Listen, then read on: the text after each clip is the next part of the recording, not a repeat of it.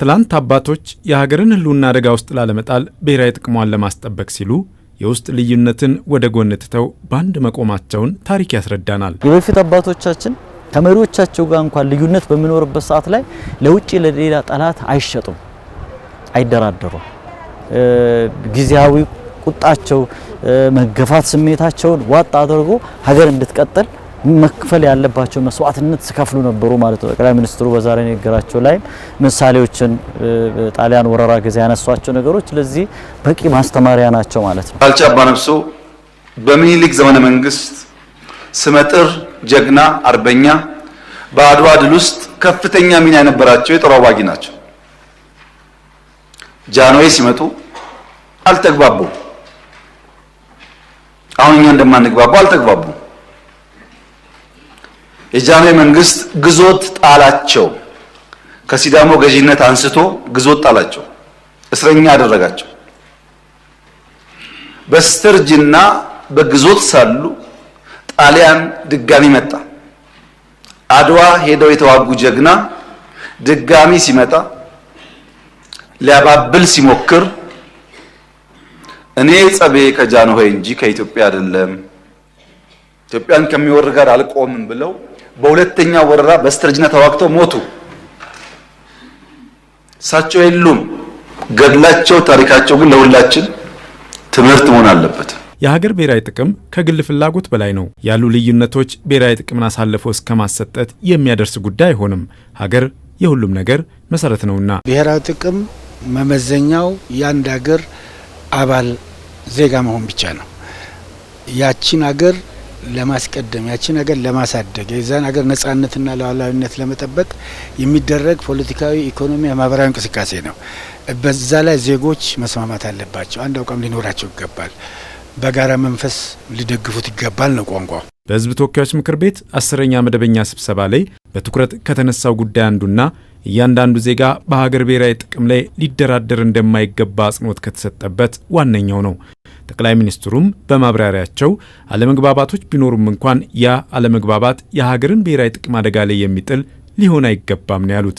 የኢትዮጵያን ኤግዚስተንስ የኢትዮጵያን ህልውና በሚገዳደር ጉዳይ ላይ መቆም የፖለቲካ ስብዕና አያሰጥም። ምክንያቱም የፖለቲካ ስብዕና ምን አይነት ስርዓት ምን አይነት ቀለም በሚለው መጨቃጨቅ እንጂ እንደ ሀገር ኤግዚስት ማድረጋችንን ጥያቄ ውስጥ የሚያስገባ መሆን የለበትም። የትኛውም ቦታ የሚታጠቅ ሰው ብልጽግና ይውደቅ፣ እኔን እንኳን ብዙ አልጨከኑብኝም፣ አፈጉባኤው ይውደቁ ይሉ ይችላሉ። ነገር ግን ኢትዮጵያ ትውደቅ ከተባለ መተው ምን ላይ ይቀመጣሉ ነው።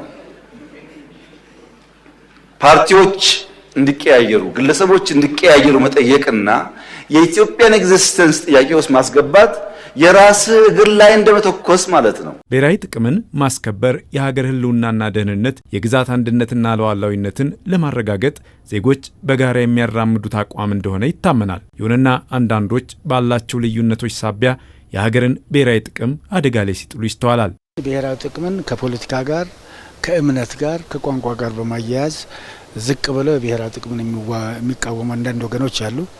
እነዚህ በሁለት ምክንያት ነው። አንድም በማለማወቅ ይህን የሚያደርጉ አሉ።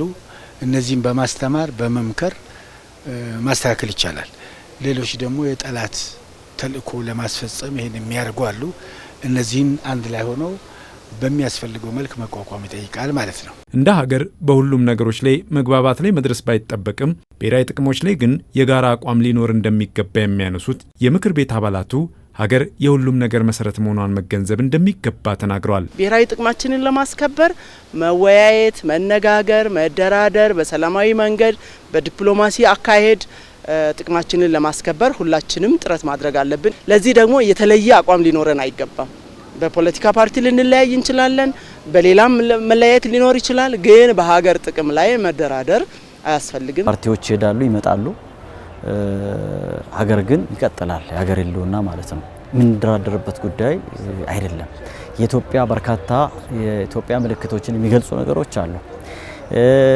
የኢትዮጵያ ማንነት አለ። የሁላችንም ኢትዮጵያ የቆመችበት ምሰሶ አላት ማለት ነው። አንድ ሀገር የሚቆምበት ራሱ የሆነ ምሰሶ አለው። ስለዚህ በእነዚህ ጉዳዮች ላይ አንደራደርም ስንል ማንኛውም ዜጋ የሀሳብ ልዩነት፣ የፖለቲካ ልዩነት፣ ፍላጎት ልዩነት ሊኖረው ይችላል። እነዚህ ጉዳዮች ላይ ግን አንድ ነው የምንሆነው፣ አንድ ነው መሆን የሚጠበቅብን ማለት ነው። የአንድ ሀገር ብሔራዊ ጥቅም ፖለቲካዊ፣ ኢኮኖሚያዊ፣ ማህበራዊና የደህንነት ጥቅሞችን በውስጡ የያዘ ነው። እነዚህን ብሔራዊ ጥቅሞች ታዲያ ያለምንም ልዩነት በሀገር ደረጃ ሁሉም ሊያስጠብቁ የሚገባ ጉዳይ ስለመሆኑም ነው የምክር ቤት አባላቱ ያሳሰቡት።